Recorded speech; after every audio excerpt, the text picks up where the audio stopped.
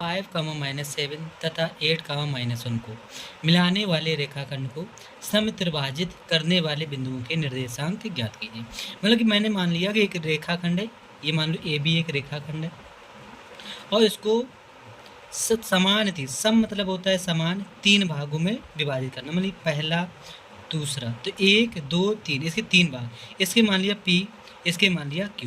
तो ये जो रेखाखंड है, मान लिया कि पूरी जो इसकी लंबाई है वो 3 यूनिट है, कि 3 यूनिट इसकी लंबाई है। तो ये अगर हम P बिंदु के निर्देशांक अगर निकालेंगे, बिंदु P के निर्देशांक, बिंदु P के निर्देशांक अगर हम निकालेंगे तो उसके लिए ये x1 कहलाएगा, ये y1 कहलाएगा, ये x2 कहलाएगा, ये y1। अब अगर बिंदु P यहाँ पर है तो यहाँ से यहाँ तक की दूरी 1 यूनिट कहलाएगी और यहाँ से यहाँ तक की दूरी 2 यूनिट कहलाएगी। तो यानी कि जो m1 का जो m1 इक्वल टू दिया गया है, यहाँ से m1 बराबर 1 हो जाएगा और m2 बराबर हो जाएगा 2। यानी कि जो बिंदु P है ये हमारे रेखाखंड AB को 1:2 के अनुपात में विभाजित करता है। तो हम अगर P बिंदु के निर्देशांक निकालें तो लिखेंगे x बराबर m1 x2 plus m2 x1 upon में m1 प्लस m2। तो यहाँ से लिखे m1 यहाँ पर दिया था 1 इंटू x2 यहाँ दिया था 8 प्लस m2 दिया था 2 इंटू m1 दिया था 5 अपॉन में लिखेंगे 1 प्लस 2। मल्टीप्लाई कराएंगे 8 प्लस 10 अपॉन में 3, यानी कि 18/3 लिख देंगे। तो 3 से 18 को डिवाइड करेंगे 6, तो x इक्वल टू आ जाएगा 6।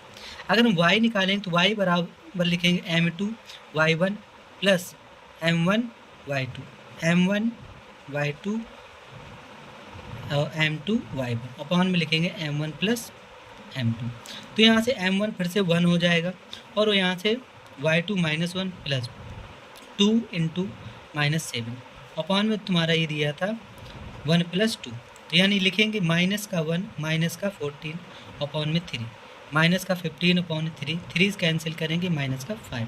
तो ये तुम्हारा y इक्वल टू आ जाएगा माइनस का 5।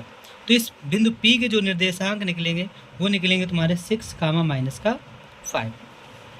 ऐसे हम बिंदु Q के निकालेंगे, बिंदु Q के निर्देशांक।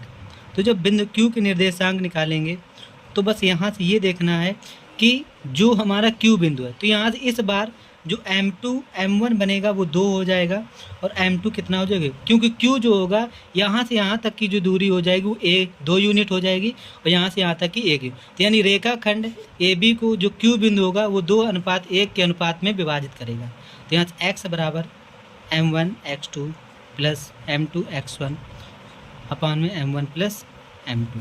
तो यहाँ से m1 तुम्हारा 2 इंटू x1 फिर से तुम्हारा x2 8 हो जाएगा प्लस यहाँ से 1 इंटू 5 अपॉन में 1 प्लस 2, यानी कि हो जाए 16 प्लस 5 अपॉन में 3, यानी कि लिखेंगे 21/3, 3 से कैंसिल 7।